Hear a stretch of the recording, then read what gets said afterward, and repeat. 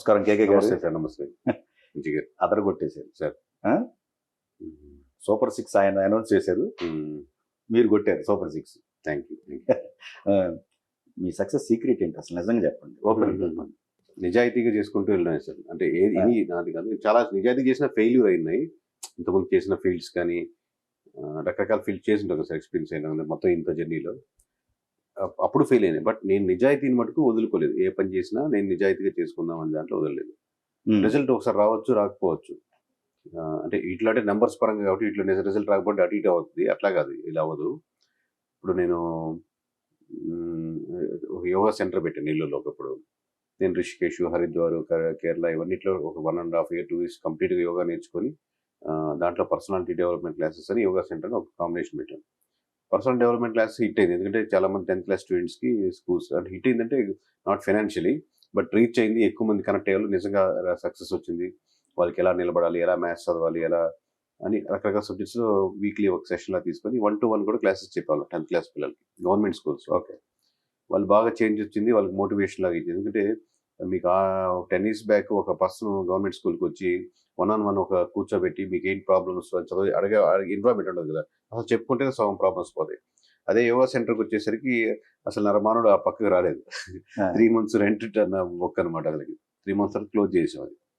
So but నేను చేసే ప్రయత్నంలో నిజాయితీగా చేసుకుంటుంటాను. ఓవరాల్ నేను అనుకుని నాకు ఫీల్ నేను ఎందుకు అనుకుంటున్నాను, సక్సెస్ అవుతున్నాను, లేకపోతే ఇంతమంది ప్రజలు ఎక్కడ ఎందుకు కనెక్ట్ అవుతున్నారంటే మేబీ నేను చెప్పేటప్పుడు కానీ నేను వర్క్ చేసుకునే విధానంలో కానీ ఎంప్లాయీస్తో మాట్లాడడం కానీ క్లయింట్తో మాట్లాడేటప్పుడు కానీ నా వల్ల ఇది అవుద్ది, ఇది అవ్వదు అని అది నిజాయితీ. అబద్ధం చెప్పడం అట్లాంటిది కదా. ఓవరాల్ ఈ గ్రూప్కి ఒక హెడ్డింగ్ పేరు పెట్టాలంటే నిజాయితీగా చేసుకోవాలి, ఒక సైట్ తీసుకోకూడదు పార్టీ వైపు కానీ అనేది. కానీ ఇప్పుడు మీరు సర్వేలు చూసినట్టయితే ఆరా మస్తాన్ గారి సర్వే, ఆత్మసాక్షి, ఇంకా అసలు వాళ్ళకి ఇప్పుడు ఆ క్రెడిబిలిటీ కూడా పోయింది మొత్తం దానికి సంబంధించి. అట్లా కొన్ని సంస్థలు ఉన్నాయి, ఆ సంస్థలన్నిటికీ సంబంధించి కూడా నెక్స్ట్ ఎలక్షన్కి సంబంధించి వాళ్ళు చెప్పినా కానీ ఆలకించేవాళ్ళు లేరు. అండ్ ఇటు సైడ్కి వచ్చేసారు కదా కొన్ని ఈ కూటమి గెలుచుద్దని చెప్పేవాళ్ళు కూడా ఎంత మహా అయితే 105, 130 ఆ అంకే ఇచ్చారు తప్ప 160 ఇవ్వలేదు. అలా చూసుకుంటే వాళ్ళు సింగిల్ నెంబర్కి అసలు అసలు ఇవ్వాల. సో అది అంటే ఎక్కడ మీ క్యాలిక్యులేషన్ అంత స్టాండర్డ్గా. ఇంకోటి ఏంటంటే ప్రీవియస్ మిమ్మల్ని నమ్మటానికి ప్రీవియస్ ఒకటి ఆల్రెడీ చెప్పున్నారు, అది కూడా అసలు నమ్మలేని 150 ఆ రోజు చెప్పారు. ఇప్పుడు అనలేదులేండి, ఎందుకంటే ఆల్రెడీ ప్రీవియస్ రికార్డ్ ఉంది కాబట్టి ఈసారి అనలేదు. బట్ వాళ్ళు కూడా ఒక అంటే ఏంటి ఈ నెంబర్ ఇచ్చారు అనే దానికి కొంతమంది ఆలోచనలో పడ్డారు, నో డౌట్ ఆ విషయం. సో గ్రౌండ్లో మరి ఇంతమంది ఎంక్వైరీ చేశారు గ్రౌండ్కి సంబంధించి, మీ దాంట్లో స్పష్టంగా ఇది ఖచ్చితంగా వస్తుంది అనే దానికి అంటే ఇప్పుడు వాళ్ళు శాంపిల్స్ తీసుకున్నారు అట్లా చూసుకుంటే. అదే మీరు చెప్పిన అక్కడే సార్, మీరు క్వశ్చన్ ఆన్సర్ మీరే వేసారు. ఓకే, శాంపుల్స్ అనేది ప్రాధాన్యంగా తీసుకుంటున్నారు సార్ మామూలు ఎక్కువ మంది. నా అంచనా లెట్స్ అజ్యూమ్ వాళ్ళ మీద ఎటువంటి ప్రెజర్ లేకుండా కూడా మిస్టేక్ అయిన వాళ్ళు ఉన్నారు అనుకుందాం. ప్రెజర్ ఉండి మిస్టేక్ చేసిన వాళ్ళు ఉంటారు, ప్రెజర్ లేకుండా మిస్టేక్ చేశారు అనుకుందాం. అలాంటి వాళ్ళకి నాకు డిఫరెన్స్ ఏంటంటే మా సంస్థకి కానీ ఓవరాల్గా అంటే మీకు శాంపుల్స్ విధానం అవుట్డేటెడ్ కాన్సెప్ట్ అయింది సార్ మామూలుగా. అంటే అట్లా అని చెప్పి శాంపుల్సే లేకుండా అని కాదు, శాంపుల్స్ కూడా ఒక బేస్. కానీ దానికంటే ముందు నేను ప్రతి నియోజకవర్గంలో నేను కనెక్ట్ చేసినటువంటి స్లీపర్ సెల్స్ ఇన్ఫర్మేషన్ కానీ, ఎందుకంటే వాళ్ళు 20-30 సంవత్సరాలుగా అదే మండలంలో ఉండి స్లీపర్ సెల్స్ అని ఒకటి ఉంది. అదొక లేరు సార్, అన్ని నియోజకవర్గాల్లో ఉన్నాయి సార్. 40 మంది ఇప్పుడైతే ఎక్కువ మంది మీరు రెడీగా ఉన్నాం. ఆ స్లీపర్ సెల్స్ ఇంటర్వ్యూలు చెప్తుంటాం కాబట్టి మీకు ఏ ఇన్ఫర్మేషన్ చెప్తాం సార్ అని వాళ్ళు.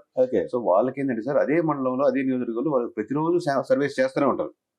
వాళ్ళ పని అదే కదా. ఇప్పుడు అంటే సర్వే అనే పదంతో కాదు, ప్రతిరోజు పీపుల్తో కనెక్ట్ అవుతూనే ఉంటారు. ఎలా ఉంది, మూడు మారుతుంది, కులం వాళ్ళు ఇటు మారుతున్నారు, లేకపోతే ఇక్కడ అన్యాయం జరిగింది కాబట్టి ఈ కుటుంబాల మటుకు ఓట్లు లేవు దానికి, రేపొద్దున ఈ ఎమ్మెల్యేకి పోయినసారి బాగా తిరిగిన టీడీపీకో వైసీపీకి తిరిగిన కుటుంబాలే ఏదో ఒక విలేజ్ లో జరిగిన ఇష్యూ వల్ల ఈ విలేజ్ లో 70% ప్రజలు అగెనిస్ట్ గా ఉన్నారు. ఈసారి ఎవడు వీడికి అగెనిస్ట్ నిలబడ్డా వాళ్ళు ఓట్లు వేసేవాళ్ళు ఉన్నారు. రెగ్యులర్ ఇన్ఫర్మేషన్ వస్తుంటుంది.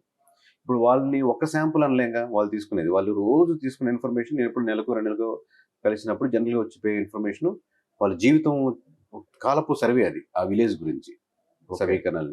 సో అదొక లేయర్ ఖచ్చితంగా మాకు importance sir. At the same time ఆ శాంప్లింగ్ అది అందరు ఫాలో అయ్యే టెక్నిక్ ఉంది, అది కాకుండా ఇది. అలాగే డేటా సైన్స్లో మనం కొద్దిగా గొప్ప చదువుకున్నాం కాబట్టి ఈ ఏదైతే ఎమోషన్స్ బేస్డ్ ఉన్నాయో ఎంప్లాయీస్ ఎలా ఆలోచిస్తున్నారు, లేకపోతే కరెంటు బిల్లుల వల్ల పెరగడం వల్ల ఎలా ఉంది, లేదా క్యాస్ట్ ఈక్వేషన్స్ కలవడం వల్ల ఏ క్యాస్ట్లు బాగా మెర్జ్ అవుతున్నాయి, 100% మెర్జ్ అవుతున్నాయా, 70-30లో ఉన్నాయా, ఇవన్నీ మనం ఆ డేటాని ఎమోషన్స్ని డేటా రూపంలో కన్వర్ట్ చేసే లేయర్ ఒకటి. ఇది స్ట్రాంగ్ గా ఉంది సార్ ఓవరాల్ గా. అది కాకుండా మీరు చెప్పినట్టు ఓవరాల్ గా శాంపుల్స్, మనం ఇచ్చే అవుట్ సోర్సింగ్, ఇవన్నీ ఒక విలేజ్ లో పెట్టినప్పుడు ఒక విలేజ్ కరెక్ట్ గా లైన్ లో కుదిరింది, అన్ని 70-30 అంటే 70% ఒక పార్టీకి 30% ఫైనల్ కంక్లూడ్ చేసాం అనుకోండి. ఇవన్నీ కరెక్ట్ గా కుదిరాయి అంటే అది అక్కడ లైన్ కరెక్ట్ గా ఉన్నట్టు, ఇంకెక్కడ మిస్ అవ్వదు అది. ఓకే, కానీ మీరు ఒక గ్రాఫ్ అంటే వర్గ విభజన చేస్తూ సామాజిక వర్గాలకు సంబంధించినవి వర్గ విభజన చేసినప్పుడు దాంట్లో మేజర్ పార్ట్ ఓసీలను మొత్తం ఒక తాటి మీద ఇచ్చారు మీరు వేసిన గ్రాఫ్ లో. సో ఒక యూనిట్ ఎగ్జాక్ట్లీ అదే అసలు మేజర్ మీరు వేసిన గ్రాఫ్ మొత్తం చూసుకున్నట్టయితే అదే అవుట్లుక్. అక్కడ నాకు అనిపించింది, నా అభిప్రాయం అంటే ఇప్పుడు ఈ ఎలక్షన్ కి ఓసీలు మొత్తం కలిసి కట్టుగా నిర్ణయం తీసుకున్నారు. అంటే ఒక రకంగా మీరు చెప్పిన దాంట్లో పర్సంటేజ్ ఎక్కువ వాళ్ళదే ఉంది, మిగతా ఎవరు లేరు. అయిండొచ్చు. ఇప్పుడు ఎస్సీస్ లో కూడా మీకు చెప్పాను కదా సరే, 80-20 చెప్పినట్టు 20 కదా, ఎస్టీ 70-30 చెప్పాము. అక్కడ చూసుకున్నా 20 మొత్తం మీ గ్రాఫ్ లో చూసుకుంటే ఒక మహా అయితే ఒక 50% కూడా మించిపోలేదండి. మిగతా అనదర్ క్యాస్ట్ మొత్తం తీసుకుంటే ఓసీకి సంబంధించి చూసుకున్నట్టయితే ఓసీ నుంచి బీసీలు మొత్తం కూడా మూకుమ్మడిగా క్షత్రియ 90-10 మొత్తం అందరిది అంతే. రెడ్డిస్ 30-70 ఇట్స్ రెడ్డిస్ తగ్గించారు, 30-70 మిగిలిన వాళ్ళందరూ కాపుది ఇచ్చారు, కమ్మది ఇచ్చారు, రాజులు ఇచ్చారు. తర్వాత యాక్చువల్ సిగ్గుపడే విషయం సార్. మామూలుగా మనం ఇన్ని సంవత్సరాల తర్వాత అదే అది చెప్పేదాన్ని కూడా దాని మీరు వీడియోలో కూడా చూస్తుంటారు. సిగ్గుపడుతూ చెప్తున్నాను ఈ విషయాన్ని, ఎందుకంటే ఈ కులం వాళ్ళు ఇట్లా చేస్తున్నారు అనేది సిగ్గుపడే విషయం. పక్కన పెట్టి దాన్ని మాట్లాడలేము కాబట్టి అది చెప్పాల్సి వస్తుంది. కానీ బట్ ఓవరాల్ గా మనం మన ఓసీలు ఇలా ఆలోచిద్దాం, బీసీలు ఇలా ఆలోచిద్దాం, మీటింగ్ పెట్టుకుని ఏమి ఉండదు సార్, అలా గ్రూప్ గా ఉండదు. చూసినప్పుడు ఓవరాల్ కన్సాలిడేట్ చేసినప్పుడు ఫైనల్ గా వచ్చే ఇలా కనపడుతుంటది అంతే. అది మనం ఏంటంటే ఇండివిజువల్ ఒక్కొక్క నియోజకవర్గంలో చూసుకొని ఓవరాల్ గా డివైడ్ చేసుకుని ఈ క్యాస్ట్ వాళ్ళు ఇలా పడుతుందని క్యాస్ట్ బేస్డ్ సర్వే అసలు మేము చేయం సార్. మామూలుగా మీరు చెప్పినట్టు శాంపుల్ అందరు ఫాలో అయ్యేటట్టు శాంపుల్స్ ప్రధానం కాదు. చాలా మంది ఇక్కడే కూర్చొని ఎక్కడో కూర్చొని ఆ నియోజకవర్గంలో కులాలు రాసుకొని దీంట్లో 50% మనకు 50% గొర్రెలే. చాలా మంది గొర్రెలాగా ఆలోచించి ఓట్ బ్యాంకింగ్ ఉంది సార్, కాదంటలేదు. బట్ అందరూ గొర్రెలా కేటగిరీ నుంచి ఇక్కడ కూర్చొని ఈ కాపులు ఇలా ఆలోచిస్తారు, రెడ్లు ఇలా వేస్తారని, దాన్ని బట్టి మనకి ఎన్ని వచ్చేస్తాయని గెలిచేస్తారని. అందుకే మీరు చెప్పే నెంబర్ డిఫరెన్స్ కూడా మాకు, ఎందుకంటే ఆ వెరిఫికేషన్ లో తేడా ఉంటుంది చేసే విధానంలో. కానీ మీరు ఇచ్చిన దాంట్లో ఉంది స్పష్టంగా ఓసీలకు సంబంధించి మొత్తం కలిసి కట్టుగా మెజారిటీ హై మెజారిటీ ఇవ్వబోతున్నారు. వాస్తవంగా చెప్పాలంటే ఓసీలకు సంబంధించిన పట్టించుకోలేదనేది కూడా ఒక అభిప్రాయం ఉంది ఈ ప్రభుత్వం మీద. అది కూడా అనుకోవచ్చా? అంటే జనరలైజ్ చేయలేదు సార్ ఓసీలు అందరూ అని. బట్ మామూలుగా అది వచ్చిన సారాంశం సార్, ఓవరాల్ గా చేసుకున్న సారాంశం. ఆ సారాంశం ఎందుకు వచ్చింది? ఒక్కొక్క నియోజకవర్గంలో ఇప్పుడు కృష్ణా గుంటూరులో రాజధాని ఎఫెక్ట్ ఉంటుంది. రాజధాని ఇక్కడ ఓసీ ఫ్యాక్టర్ కి రాజధాని ఫ్యాక్టర్ కి సంబంధం లేదు. ఓకే, ఒక్కొక్క లేయర్ ఇప్పుడు కడపలో జరిగిన ఇష్యూ కావచ్చు, లేదా ఎంప్లాయీస్ కి అగెనిస్ట్ ఇవ్వట ఓట్ బ్యాంక్ ఒకటి దగ్గర ఉండొచ్చు, లేదా రోడ్లు బాగాలేవని ఒక 1% తగ్గొచ్చు. ఇవన్నీ కలిపిన మళ్ళీ నియోజకవర్గాల సంబంధించిన సామాజిక వర్గాల పరంగా వేసుకున్నప్పుడు టోటల్ కన్సాలిడేటివ్ ఓట్ వచ్చింది. దీన్ని బేస్ చేసుకొని ఈ సామాజిక వర్గాలు అగెనిస్ట్ ఇది జనరలైజ్ చేయడం. మేము వేసిన డేటా ఏంటంటే నియోజకవర్గాల వారీగా ఉన్నటువంటి సమస్యలు, అక్కడ ఉన్న ఓట్ బ్యాంకింగ్ ఏ పార్టీకి వేస్తున్నారు, అక్కడ ఉన్న సామాజిక పరిస్థితులు బట్టి ఏ పార్టీకి మొగ్గు చూపుతున్నారని బట్టి ఈ విధంగా 175 కన్సాలిడేట్ చేసినప్పుడు ఈ వచ్చిన లేయర్. ఓకే, అసలు ప్రతిరోజు గ్రహాలతో ఆడుకునేవాళ్ళు కొంతమంది, ఈ గ్రహంతో ఆ గ్రహంతో ఆడుకునేవాళ్ళు కూడా సారీ చెప్పేశారు. అంటే కన్ఫర్మ్డ్ గా గెలుస్తున్నారు, ఆ గ్రహాలతో అంత బలం ఉంది, అంత బలం ఉందని. వాటన్నిటిని కూడా అవన్నీ కూడా అంటే సారీ చెప్పే స్టేజ్కి వచ్చారు అందరూ. అంటే మొత్తం ఓవరాల్ గా ఒక అబద్ధాన్ని క్రియేట్ చేసినట్టు కింద లెక్కన బిఫోర్ ఎలక్షన్ కి సంబంధించి వాళ్ళు. అంతే కదా సార్, ఓటర్ అవేర్నెస్ లో ఉన్నాడు. అయితే ఓటర్ వాళ్ళు ఇప్పుడు గురుగారు అలా చెప్పారు కాబట్టి మనం ఈ పార్టీకి ఓట్లు వేయాలని వాళ్ళు చెప్పిన దాని ప్రకారం వీళ్ళు ఓట్లు వేయరు కదా సార్. నేను చెప్పిన ఆయన కేకే ఎలా అంటున్నాడని ఓట్లు వేయరు కదా. వాళ్ళు ఎవరికైతే లేదా వాలంటీర్ వచ్చి చెప్పాడు, లేదా జగన్మోహన్ రెడ్డి ఏమన్నారు, లేదా ఇలా వాళ్ళు వెయ్యాలనుకున్న వాళ్ళకి ఓట్లు వేస్తారు సార్, ఇర్రెస్పెక్టివ్ ఆఫ్ దానికి సంబంధం లేకుండా. కానీ నాకు ఒక్కటండి, మంత్రులు అనేవాళ్ళు ముఖ్యంగా మినిస్టర్ గారు అసలు అందరూ బాగుంటుంది ఏంటండి దారుణం. అసలు ఎక్కడ ఫాల్ట్ జరిగింది? అదే సార్, ఓవరాల్ గా one of the section fail అవడానికి కారణం కూడా నేను చాలా పాయింట్స్ చెప్పినప్పుడు ఒక 10% అనుకుంటే దాంట్లో 1% కారణం కూడా ఇంతకుముందు మనం డిస్కస్ చేసుకున్నాం. రిజల్ట్స్ రాకముందు కూడా ఇదే పాయింట్ చెప్పాను మీకు. Face of the government sir ministries అంటే మంచి మినిస్ట్రీస్ ఉన్నారనుకోండి, వాళ్ళు మాట్లాడేటప్పుడు వాళ్ళు అబ్జర్వ్ చేసి ఏం మాట్లాడుతున్నారు, ఇలాంటి మినిస్ట్రీస్ ఉండాలి. ఫైనాన్స్ గురించి మాట్లాడుతున్నప్పుడు ఫైనాన్స్ గురించి, కన్స్ట్రక్షన్స్ గురించి మాట్లాడుతున్నప్పుడు అగ్రికల్చర్ గురించి మాట్లాడుతున్నప్పుడు దాంట్లో ఉన్న చేంజెస్ గురించి ఇలా మాట్లాడుతుంటే అవతల కమెంట్ చేయొచ్చు, అవతల దుర్భాషలు ఆడొచ్చు, అవతల, కానీ మినిస్ట్రీస్ మీరు మాట్లాడకూడదు. Okay okay. నవ్ ఆల్సో ఇప్పుడు ఇప్పుడు ఇప్పుడు ఎలక్ట్ అయ్యే మినిస్ట్రీస్ కూడా రేపు పొద్దున్న వాళ్ళు తిట్టొచ్చు, బట్ మీరు ఆ హుందాతనాన్ని, ఎందుకంటే యువర్ రిప్రజెంటింగ్ ద పీపుల్, మీరు అంతమంది ప్రజల్ని యొక్క తాలూకు భావాల్ని అలా మాట్లాడకపోతే రిప్రజెంట్ చేస్తారు. అలా మాట్లాడకపోతే మినిస్టర్ పదవి ఎవరు? అవునంటారా? అది కదా మరి. మరి అలా చేస్తే ఇంకోసారి మినిస్ట్రీ ఉండదు సార్. అక్కడ ప్రజలకి ఏం చేస్తాం అనేది కాదు ఇంపార్టెంట్. సార్ అట్రాక్షన్ ఉంటుంది సార్. ఇప్పుడు మామూలుగా ఎవరికైనా కానీ ఇప్పుడు ఒక వింగింగ్ గా నీచంగా లిమిట్ వరకు లక్ష మంది చూస్తారు అనుకోండి, పాయింట్ మీద సబ్జెక్ట్ మీద మాట్లాడితే 10,000 మంది చూస్తారు అనుకోండి, అది అసెంబ్లీలో కావచ్చు బయట కావచ్చు. That doesn't mean that lakh valuable కాదు. ఇప్పుడు కేఏ పాల్ గారు మాట్లాడితే మిలియన్స్ ఆఫ్ వ్యూవర్షిప్ ఉంటుంది, బట్ మీకు ఓట్ల సెక్షన్ వచ్చేసరికి మిలియన్స్ ఆఫ్ వ్యూవర్షిప్ పడదు కదా. ఇప్పుడు లాస్ట్ టైం కూడా పవన్ కళ్యాణ్ గారు సభలకు విపరీతంగా వచ్చేవాళ్ళు, కానీ పవన్ కళ్యాణ్ గారు గెలవగలేకపోయారు. ఇప్పుడు మీరన్న మంచి పాయింట్. ఈ పాయింట్ లో కూడా ట్రోల్స్ జరుగుతున్నాయి. వైసీపీ అనేది సోషల్ మీడియాకే పరిమితం అయిపోయింది. అక్కడ వ్యూవర్షిప్ ఆ బేసే చేసుకున్నారు, కానీ గ్రౌండ్ రియాలిటీ వేరే ఉంది. కరెక్ట్.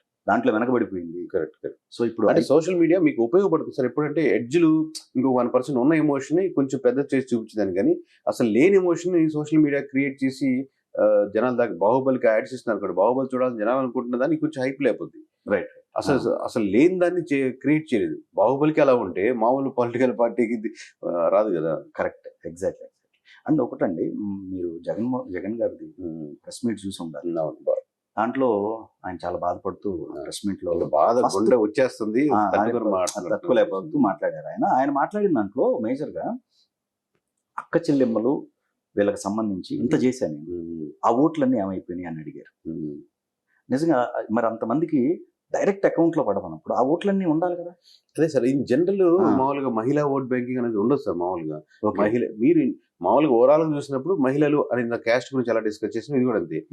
ఇప్పుడు గుంటూరు, విజయవాడ ఉన్న మహిళ పెన్షన్ తీసుకున్నటువంటి వృద్ధురాలు అనుకోండి, దాంట్లో మళ్ళీ 2 సెక్షన్లు, పెన్షన్ మీదే ఆధారపడుతున్న కుటుంబం అనే కుటుంబమా, లేదా పెన్షన్ ఇస్తున్నారు కాబట్టి తీసుకుంటున్నాం, లేదా పెన్షన్ రేపు పొద్దున 1వ తారీఖు లేకపోతే పెన్షన్ క్లోజ్ చేస్తారని ఎవరో వాళ్ళ కూతురు దగ్గర, నా కొడుకు దగ్గర ఎక్కడో ఉండి మళ్ళీ ఆ రోజు ట్రావెల్ చేస్తూ, లేదా అక్కడ ఉన్నటువంటి 1 ఎకరం పొలం ఉండి ఆర్థికంగా పర్లేదు కాబట్టి 2,000 3,000 తక్కువ చూపు కాదు పెన్షన్. ఎందుకంటే పెన్షన్ వద్దనుకుంటే మళ్ళీ మీకు కార్డు పోద్ది, ఆరోగ్యశ్రీ కార్డు మిస్ అవుద్ది, ఆ లింకులు ఉన్నాయి కాబట్టి. సో మీకు దాని మీద ఆధారపడుతున్నాం అనుకోండి, మీ ఉద్యోగం ఇస్తే నేను బతకలేను అంజి గారు అనుకుంటున్నాను అనుకోండి, నేను మీకు చూపించే గ్రాట్యుటీ ఒక రకంగా ఉంటుంది, మీరు కాదు ఇంకొకరు అనుకున్నాను అనుకోండి, నేను చూపించే గ్రాట్యుటీ ఇంకో రకంగా ఉంటుంది.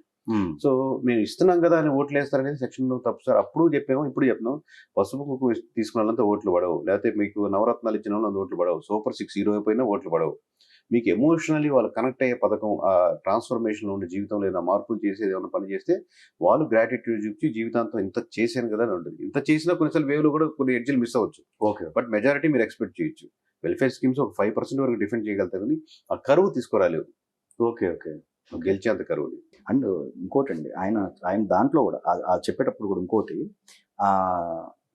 మోసపోయా నేను, నన్ను మోసం చేశారని, అంటే దానికి ఆధారాలు లేవు అయిండొచ్చు అని చెప్పి అన్నారు. అంటే ప్రజలు కదా సార్, మామూలు ప్రజలు ఎప్పుడు ప్రజలు మీకు ఇన్ఫర్మేషన్ ఇస్తున్న వాళ్ళు, లేదా ఇన్ఫర్మేషన్ తీసుకుంటున్న వాళ్ళు, లేదా ఒక నాయకుడు నేను మిమ్మల్ని పెట్టుకున్నాను అంజి గారు, నేను చాలా కరాఖండిగా వెళ్ళే పర్సన్ ని మిమ్మల్ని పెట్టుకున్నాను. మిమ్మల్ని ఎందుకు పెట్టుకుంటారంటే రైట్ హ్యాండ్ లెఫ్ట్ హ్యాండ్ గా నేను కరాఖండిగా పోయిన నాకు అడ్డుగా పడిపోయి ఇది ఈ రూట్ రాంగ్, మీరు వెళ్ళేదని మీరు అడ్డుగా పడిపోవాలి ఈ రోజు పొద్దున్న, వాళ్ళు కలవద్దని. ఓకే ఓకే, లేదు నాకు తగ్గట్టు నేను అనుకున్నట్టే సలహాలు ఇస్తుంది అనుకోండి, అప్పుడు మిమ్మల్ని కాదు ఎవరు నేను ఒక్కడే చేసుకుంటే వెళ్ళచ్చు కదా. సో ఆయన ఖచ్చితంగా మోసం చేసింది, ఆయన నమ్మినటువంటి చుట్టుపక్కల ఇన్ఫర్మేషన్ ఇచ్చేవాళ్ళు, డైరెక్షన్ డ్రైవ్ చేసేవాళ్ళు. ఆబ్వియస్ గా ఒక నాయకుడు డేరింగ్ గా డాషింగ్ వెళ్తూ ఉండాలి, ఆబ్వియస్ గా అప్పుడే నాయకుడు అవుతాడు. ఓకే, అందులో ఇలాంటి ఇప్పుడు మీరన్న దాని ప్రకారం అయితే ఇప్పుడు ఆల్రెడీ కార్యకర్తలందరూ కూడా రివర్స్ అవుతున్నారు. కేవలం సజ్జల గారి వల్ల, వాళ్ళ బాబు వల్ల ఈ రోజున మా పార్టీ ఈ దుస్థితి పట్టిందని చెప్పేసి ఆల్రెడీ సోషల్ మీడియాలో అసలు వాళ్ళకి సంబంధించి జరుగుతుంది. పైగా అసలు సజ్జల గారి మీద సీరియస్ అవుతున్నట్టుగా కూడా మనకి కొన్ని వార్తలు వస్తున్నాయి. ఇది జగన్ గారు సో అది అవేర్నెస్ సజ్జల అంటే గారు అది- కావచ్చు ఇంకొక నలుగురు యాడ్ చేసుకోండి, మీరు నలుగురు పేర్లు చెప్పి నాకంటే పర్సనల్ ఆయన ఎవరెవరు మాట్లాడటం నాకు తెలియదు కదా, బట్ ఎవరైనప్పటికీ కూడా ఇంకో 10 మెంబర్స్ అయినప్పటికీ కూడా next they have to take the more responsibility. Next ఉండేది ఐపాక్ అట్లా చూసుకుంటే ఇంకేముంది ఎవరైనా సార్ వాళ్ళు కూడా బ్యాకప్. ఎవరైనా, ఎందుకంటే మీరు స్టార్టింగ్ లోనే అరికట్టాలి, కొంచెం ముందుకు వెళ్ళినప్పుడు ఇది కాదు. ఎందుకంటే ఇంత సీట్స్ 11 సీట్లు పడిపోయిందంటే డిసాస్టర్ గా వాళ్ళు సలహాలు కానీ అసలు మామూలు ఊహించినటువంటి తీరులో వెళ్ళారని నా ఉద్దేశం. లేకపోతే ఈజీగానే ఓడిపోయిండొచ్చు, బట్ టఫ్ కాంపిటీషన్ ఇచ్చే సూచన అవకాశం ఉంది చాలా వరకు ఏముందో కూటమి కట్టినప్పటికి కూడా. So somewhere you did drastic గా మీరు ఆపోజిట్ డైరెక్షన్ లో వెళ్ళారు, పీపుల్ యొక్క ఎమోషన్స్ కి ఆపోజిట్ గా. ఒక ఎమోషన్స్ అన్నారు, ఎమోషన్స్ విషయానికి వచ్చేసరికల్లా విజయమ్మ గారిది ఒకటి అనుకోవచ్చు, షర్మిల గారిది ఒకటి అనుకోవచ్చు, యాడ్ అవుతుంది ఎందుకంటే ఇప్పుడు మేము పార్లమెంట్ చెప్పినప్పుడు కూడా ఏముందో మాకు కడప, రాజంపేట, అరకు చెప్పాము. దాంట్లో అది రాయలసీమ నియోజకవర్గాలు అనుకోండి, ఆ రెండో తీసుకున్నాం. మీకు ఆ రోజు కూడా స్టాండర్డ్ చెప్పాను, ఏ 7 నియోజకవర్గాల్లో అంటే ఒక పార్లమెంట్ కి 7 నియోజకవర్గాలు అంటే 7 నియోజకవర్గాలు 4 నియోజకవర్గాలు గెలిచే సూచన కనపట్లేదు ఒక్క పార్లమెంట్. అదేనండి అసలు ఆల్రెడీ అక్కడ కొన్ని ప్లేసెస్ లో ఇప్పటి వరకు జెండా బాతిన ప్లేసెస్ లో 20 సంవత్సరాలుగా లేకపోతే 10 సంవత్సరాలు జెండా బాతిన ప్లేసెస్ లో తెలుగుదేశం జెండా బాతారు. అదే sir pattern standard vote banking ఉండదు సార్. మామూలు జనాలు ఏంటంటే ఇక్కడ ఇది గెలుస్తుంది, రాయలసీమ అంటే వైఎస్ఆర్సీపీ బాగుంటుంది, గోదావరి జిల్లా అంటే పవన్ కళ్యాణ్ బాగుంటుంది, ఇంకెక్కడ ఉండదు, కృష్ణా గుంటూరు అంటే టీడీపీ కంచుకోట, ఇలా ఉంటాయి. అది ఇప్పుడు కంచుకోట్లు బద్దలైపోతూ ఉంటాయి. మీరు అనుకున్న ఎమోషన్స్ కి అగెన్స్ట్ వెళ్తే మీకు కోర్ ఓట్ బ్యాంకింగ్ డిఫెండ్ చేసుకోలేదు, మీకు ఆ కోర్ ఓట్ బ్యాంకింగ్ అలాగే ఉంటుంది. బట్ ఆ కోర్ ఓట్ బ్యాంకింగ్ ఇప్పుడు టీడీపీ కోర్ ఓట్ బ్యాంకింగ్ ఒకటి ఉంది అనుకున్న 1%, మిగతా సెక్షన్ అపోజిట్ అయితే అది ఒక్కటే డిఫెండ్ చేయలేదు. అంటే వచ్చే ఉప్పిని ఆ చిన్న గోడ ఆపలేదు. ఇట్లా 4-5 గోడలు ఉంటే మనకు అది ఒక డ్రామ్ లాగా ఉపయోగపడుతుంది, కానీ పెద్దలు ఏరేసుకోవాలి. దానికి ఓన్లీ ఎమోషన్సే, మామూలు పీపుల్ యొక్క జీవితాల్లో మార్పులే. ఈ రోజైనా ఇంత ముందైనా మళ్ళీ రేపు పొద్దునైనా. అంటే వైసీపీకి సంబంధించి మరి ఇప్పుడు ప్రతిపక్షం కూడా లేదు, ప్రధాన ప్రతిపక్షానికి సంబంధించి ఎక్కువ రీచ్ కావడానికి వన్ ఆఫ్ ది రీజన్ ఈ పాయింట్ సార్. మామూలుగా ఆంధ్రప్రదేశ్ మొత్తం రాష్ట్రంలో తెలుగు ప్రజలు ఎక్కడున్నా కానీ ప్రధాన ప్రతిపక్ష హోదా పోతుంది అని నేను 1వ తారీఖు సాయంత్రం 6 గంటలకు చెప్పినప్పుడు నాకు తెలిసి నరమానవుడు నమ్మే పరిస్థితి లేదు. అంటే మీ మీద ఒక హోప్ ఉంది, వాళ్ళకి కూడా ఏంటంటే లాస్ట్ టైం మీరే చెప్పారు అదే, అది ఇది లేకపోతే కనుక అసలు ఆ నమ్మకం కూడా ఉండేది కదా. ఈ ఒక్క పాయింట్ మటుకు ఎవరు నమ్మలేదు సార్, ఎందుకంటే 18 లోపల పడిపోతుంది, సింగిల్ డిజిట్ వెళ్ళిపోయేదానికి కూడా ఛాన్సెస్ ఉంది. ఇది 18 లోపల వస్తుంది, ఎందుకంటే మేము 14 చెప్తున్నాం, ఇలా సింగిల్ డిజిట్ కూడా వెళ్ళొచ్చు, దాంట్లో ఈ నియోజకవర్గం వేడిపోవచ్చు అన్నప్పుడు సింగిల్ డిజిట్ అనేది మామూలు ఊహించలేదు కదా సార్. ఎవరో నియరెస్ట్ కేసులు మహానుభావులు ఎవరు నమ్మును కొంతమంది ఫోన్ చేస్తుంటే నేను అనుకున్నాను సార్ అని, వాళ్ళకి మటుకు నమ్ముంటారు. కానీ అంత దారుణంగా ఎందుకు వెళ్ళిపోతుందంటే ఇవి కారణాలు. ప్రధాన ప్రతిపక్ష హోదా కూడా లేకుండా ఉంది. 21 పోటీ చేసి వాళ్ళు 21 తెచ్చుకుని వాళ్ళు ప్రధాన ప్రతిపక్షం అయిపోయారు.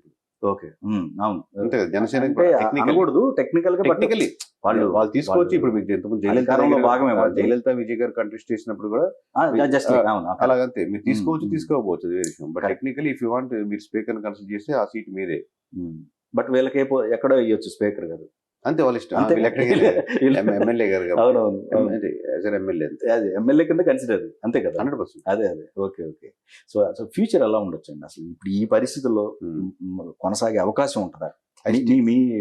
Believe sir individual. ఇప్పుడు పవన్ కళ్యాణ్ గారు ఇండివిజువల్ గా నేను నిలబడ్డారు.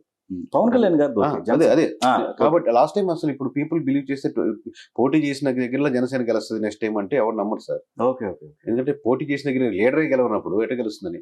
So you have to believe your strength. Me vote bank ఏంటి, కోర్ ఓట్ బ్యాంక్ ఏంటి, ఎక్కడెక్కడ మిస్టేక్ చేసి దాన్ని రికవర్ చేసుకుని ఎక్కడ తగ్గాలి, ఎక్కడ నెగ్గాలి అన్నట్టు. అలా చంద్రబాబు నాయుడు గారు ఇంత వయసులో పోయిసారి లాస్ట్ టైం ఓడిపోయిన ఇమీడియట్ గా వచ్చింది నీకు అయిపోయింది టీడీపీ 23 సీట్లు అంటే ఆయన ఆల్రెడీ 70లో ఉంటే ఇంకేం వస్తుంది, అయిపోయింది. అందులో 151 సీట్లు వాళ్ళు తినేస్తారు అసెంబ్లీలో అనుకున్నారు. స్టిల్ వాళ్ళు నిలబడ్డారు, పుష్ బ్యాక్ చేశారు, ఎన్నో అవమానాలు, అరెస్టులు అని చూస్తున్నారు. బట్ అక్కడ నిలబడ్డారు. అట్లాగే 1,30,00,000 మంది వరకు చిల్లర వరకు మీకు ఓట్లు వేశారు. 30 లక్షల మంది వాళ్ళకి అపోజిషన్ వాళ్ళు వేసినారు. 1,00,000 మంది మీకు నిలబడ్డారు. రేపు ఈ 11 మంది ఎమ్మెల్యేలు ఉండొచ్చు, వెళ్ళిపోవచ్చు. But you have to take care of the 1,00,000 మంది మీకు నిలబడ్డారు. ఈ పార్టీని కంటిన్యూ చేసినా లేకపోతే ఇంకో దాంతో మెర్జ్ చేసినా లేకపోతే you have to believe that నా వెనకాల మనుషులు ఉన్నారని బిలీవ్ చేస్తే ఒకసారి ఎమోషనల్ డౌన్ అయిపోయారు అనుకోండి, ఇంక ముందుకు వెళ్ళాను. ఓకే, అంటే మెర్జ్ అనేది మీరు అన్నారు. ఇప్పుడున్న పరిస్థితుల్లో ఒకవేళ కాంగ్రెస్ లోకి విలీనం అయితే మనుగడ కొనసాగే అవకాశం ఉంటుంది 100%. ఎనీ లోకల్ పార్టీకి ఉన్న యాడ్ అడ్వాంటేజ్ ఏంటి సార్, మీకు డౌన్ అవుతున్నప్పుడు వెంటనే ఉంటే అదర్ ఆల్టర్నేటివ్ ఇమీడియట్ గా ఉన్నట్టు సెంట్రల్ పార్టీకి మెర్జ్ చేసుకోవడం ఆబ్వియస్లీ విలీనం అయితే హ్యాపీ. వీళ్ళకి- చేయమని చెప్పట్లేదు సార్. బట్ అంటే, ఆప్షన్ ఏ ఆప్షన్ బి లాగా మీరు నిలబడచ్చు, ముందుకెళ్ళచ్చు. అది బెటర్ ఆప్షన్ ఎప్పుడైనా కానీ. కావాలంటే మద్దతు ఇవ్వచ్చు వేరే పార్టీకి. బట్ మరి కాంగ్రెస్ కేసులు పెట్టింది ఆయన పైన. సరే, అట్లా ఇవన్నీ ఉండవంటారా? చాలా ఫ్యాక్టరీ టీడీపీ Okay. బీజేపీ కూడా చాలా జరిగింది కదా సార్. అదే.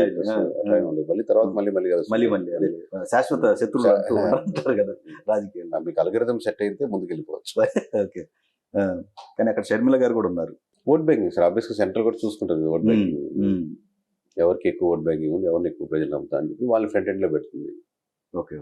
సో మీ ప్లానింగ్ ఎలా ఉండబోతుందండి? అంటే ఇప్పుడు మీరు ఇప్పుడు యాక్చువల్ గా ఒక పొలిటికల్ లో ఇప్పుడు మీరేం చెబుతారో నెక్స్ట్ అనేదానికి ఒక దారి వేసుకున్నారు. రండి సార్, మామూలుగా ఇంతకుముందు చెప్తున్నట్టు ఒక పొలిటికల్ అకాడమీ ఒకటి స్టార్ట్ చేస్తున్నాం. దానికి ఎలాంటి థింగ్స్ ఏంటి అనేది. పొలిటికల్ అకాడమీ అంటే చాలా మంది మన ఎమ్మెల్యేస్ ని వాళ్ళు కలిసినప్పుడు నాకు అక్కడి నుంచి వచ్చిన థాట్, వాళ్ళకి ఎక్కడ సబ్జెక్ట్ నాలెడ్జ్ కానీ మాట్లాడే విధానం కానీ అక్కడ లోకల్ యొక్క తీరుతెన్నులు, ఆ నియోజకవర్గ పరిస్థితులు, ఈక్వేషన్స్ ఎవరు ఎలా అలా తెలియదు. అలాగే బాడీ లాంగ్వేజ్ కానీ ఎలా కూర్చోవాలి, ఎలా నిలబడాలి, ఎలా మాట్లాడాలి అనేది సబ్జెక్ట్ తెలియదు. అలాగే స్టేట్ ఇష్యూస్ ఏదైనా సబ్జెక్ట్ మీద మాట్లాడితే తెలియదు, లేదా సెంట్రల్ ఇష్యూస్ ఆర్టికల్ 360 ఏదైనా అడిగారు అనుకుంటుంది. ఇవన్నీ నాకు తెలుసు అని కూడా అంటలేదు. బట్ ఆ సెక్షన్స్లో బాగా నిష్ణాతులు వాళ్ళని ఇప్పుడు వాటిలో 30 సంవత్సరాలు 40 సంవత్సరాలు వర్క్ చేసిన వాళ్ళని ఎలా నడవాలి కానించి ఆర్టికల్ 360 వరకు ఆ నిష్ణాతులు పెట్టి ఆ అకాడమీ ఉండాలి అనేది రేపొద్దున ఫ్యూచర్లో మన స్టేటే కాదు ఎనీ స్టేట్ నుంచి కొంచెం ఫైన్ షైన్ చేసుకుంటే ట్యూన్ చేసుకుంటే బాగుంటుందేమో. ఇప్పుడు జర్నలిస్ట్కి మనం 2 months కోర్సు 3 months కోర్సు ఉంటుంది కదా ఇనిషియల్గా. బట్ ఇక్కడ పొలిటికల్గా ఉండట్లేదు. ఏముందో ఆ సబ్జెక్ట్స్ థియరిటికల్గా ఉన్నప్పటికీ కూడా ప్రాక్టికాలిటీ వేరే ఉంది. మీకు కాలేజీలో ఇన్ఫర్మేషన్ టెక్నాలజీ కంప్యూటర్ సైన్స్ చదువుకొని మళ్ళీ అమీర్పేటకి వచ్చి ఒక 2 months కోర్సు 3 months కోర్సు చేయాల్సి వస్తుంది కదా. సేమ్ అలాంటి ట్రాష్ కోర్స్ లాగా ఫైన్ షైన్ ట్యూన్ చేసుకోవాలంటే ఏంటి అంటే ఏది కనపడలేదు. అది దేశంలో ఇది ఒకటే ఉంది అన్న విధంగా దాన్ని బిల్డ్ చేయాలని ఒకటి ప్యారల్గా. ఇంకా సర్వేస్ స్ట్రాటజీస్ ఆబ్వియస్గా వేరే స్టేట్స్కి ఎలా ఎక్స్ప్లోర్ చేయాలని చూస్తున్నాం. అది కూడా ఓకే. సో బలంగా చేయాలి ఏదన్నా అని అనుకుంటున్నాం సార్. పవన్ కళ్యాణ్ గారికి లోకేష్ గారికి మినిస్టర్ పదవి ఇస్తే ఎలాంటి మినిస్టర్ పదవి ఇస్తే బాగుంటుంది అంటారు? అంటే ఐ ఫీల్ దట్ మామూలుగా వాళ్ళిద్దరు మినిస్ట్రీస్ తీసుకోకూడదు అనుకుంటున్నారు సార్. తీసుకోకూడదని 2 reasons ఏంటంటే, ఇప్పుడు హోమ్ లేకపోతే పవన్ కళ్యాణ్ గారికి హోమ్ మినిస్ట్రీ, లేకపోతే మామూలుగా డిప్యూటీ అట్లా డిప్యూటీ చీఫ్ మినిస్టర్ అనేది వాళ్ళ రేంజ్ కి క్యాడర్ కి తక్కువ అయిపోద్ది స్టేచర్ కి. ఓకే. మీరు అబ్వియస్ గా మీ టీంలో మినిస్ట్రీస్ ఇవ్వండి, యూ రన్ ద షో. మీరు పక్కనుండి మీరు రన్ చేయాలి. అది మీరు మినిస్ట్రీ తీసుకుంటే మీరు తక్కువ అవుద్ది. ఓకే. అలాగే లోకేష్ గారికి ఆల్రెడీ చాలా మంది మినిస్ట్రీస్ ఉన్నారు. ఆల్రెడీ ఫ్యామిలీకి ఇంపాక్ట్ వెళ్ళిపోతుంది ఎట్లా అనుకుంటారు. ఇప్పుడు మీ సలహాలు సంప్రదింపులు లేకుండా ఏ సంతకం వెళ్ళదు కదా, అది ప్రాక్టికాలిటీ. ఇప్పుడు మీకు ఎక్స్ట్రా మినిస్ట్రీ వల్ల మీరు 4 జీబులు 4 వెనకాల అది కాదు కదా కావాల్సింది. మీరు పార్టీ మీద ఇంకా ఎక్కువ కాన్సన్ట్రేట్ చేసి బలోపేతం చేయడం, వాటి స్ట్రెంథన్ చేయడం. అలాగే ఏ మినిస్ట్రీస్కి వాళ్ళకి సలహాలు సంప్రదింపులు ఉండి నేను నాన్నగారి వైపు నేను నిలబడతాను, మాట్లాడుతుంటాను. ఇంకా ఆయన రైట్ హ్యాండ్గా లెఫ్ట్ హ్యాండ్గా ఉంటాను, నాకు పదవులు అక్కర్లేదు అన్న స్టాండ్లో తీసుకుంటే ప్రజలు కూడా హర్షిస్తారు. వన్ ఆఫ్ ది మినిస్టర్ ఇంట్లోనే తీసుకోకుండా అందరూ. ఓకే. పవన్ గారిది కూడా అంతే. అయితే పవన్ గారు కూడా సేమ్. మీరు పార్టీ లీడరు, ఇంత గెలిపించిన దాంట్లో your the major role. So మీ పార్టీని మీరు ఇంకా ఇంకో వ్యక్తికి ఇప్పించి ఇంకా బలోపేతం చేయండి రేపు. ఎందుకంటే ఒక జిల్లాలో ఇంకో మినిస్ట్రీ వచ్చింది అనుకోండి, వీళ్ళకి యాడ్ అడ్వాంటేజ్ అవుతుంది. వీళ్ళు తీసుకుంటే ఆబ్వియస్ గా మళ్ళీ ఇంకో సెంట్రల్ ఇరుక్కోబోవాల్సి వస్తుంది. జిల్లాలో ఒక మినిస్ట్రీ ఉంది అనుకోండి, అది వ్యాపిస్తుంది కదా. ఇప్పుడు సెంట్రల్ కూడా మీరు చెప్పిన దాంట్లో సెంట్రల్ కూడా సేమ్ మీ క్యాలిక్యులేషన్ కరెక్ట్ అయింది. సో ఇప్పుడు యాడ్ ఆన్ అడ్వాంటేజ్ ఏంటంటే ఏది కావాలో అది ఆంధ్రప్రదేశ్ కి ఇస్తారు. ఒక రెడ్ కార్పెట్ లాగా ఇస్తారు. ఇప్పుడు టైట్ గా ఉంది సిచ్యువేషన్. సో ఈ కూటమి ఇదే కంటిన్యూ అయితే ఇంకా మేజర్ గా మీరు ఓన్లీ ఫ్రీ స్కీమ్స్ మీదే నిలబడితే మళ్ళీ నేను పోయినసారి చెప్పి మళ్ళీ మాట్లాడాను, మళ్ళీ ఈసారి సూపర్ 6 ఉంది కదా. అదే సార్ తప్పు ఏంటంటే, మీకు ఫర్ సపోజ్ సూపర్ 6 లో బస్సులు తీసేసాం అనుకోండి, ఒక స్కీమ్. సూపర్ 5 ఉన్నా ఇదే వచ్చిండేది. ఓకే. అసలు సూపర్ 6 లేకపోయినా వచ్చేదా? అది కొంచెం కష్టమే సార్. అంటే దాని ఎమోషనల్లీ అది కన్విన్స్ చేసుకునే పొజిషన్ లో లేరు. కన్విన్స్ చేసుకుంటే వేరే విషయం. సూపర్ 4 వరకు ఓకే. సూపర్ 4 వరకు కాకపోతే సూపర్ 6 అవడం వల్ల ఎన్ని వేల కోట్ల ఎక్స్ట్రా బటన్ అయిపోద్ది. ఇప్పుడు దాన్ని మెయింటైన్ చేయాలంటే మామూలు విషయం కాదు. కాకపోతే వాళ్ళకి యాక్చువల్ కోర్ ఓట్ బ్యాంకింగ్ ఏది ఎలా టర్న్ అవుతుంది. ఇప్పుడు అదే సార్, మేము ఈ అకాడమీలో వన్ ఆఫ్ ది ఏంటంటే ఎనీ పాలసీ మేకింగ్ లో ఆల్రెడీ పెట్టిన పాలసీకి పీపుల్ ఎంత ట్రాన్స్ఫర్మేషన్ వచ్చింది ఓట్ బ్యాంకింగ్, ఈ పాలసీ మీద ఎఫెక్ట్ ఎంత, లేదా మేము పాలసీ తీసుకురాబోతున్నాం దీని మీద ఎఫెక్ట్ ఎంత. ఆబ్వియస్లీ గవర్నమెంట్ సోర్స్ నుంచి వాళ్ళు ఒక సర్వే చేయించుకుంటారు ఎలా ఉందని. కానీ అవుట్ సోర్సింగ్ నుంచి సంబంధం లేని ఒక సోర్సింగ్ దానికి మనం ఇండియా వైజ్ గా ఉండేదానికి స్టార్ట్ చేస్తున్నాం ఈ అకాడమీలో. Okay. Will take that also. All the best అండి. Thank you.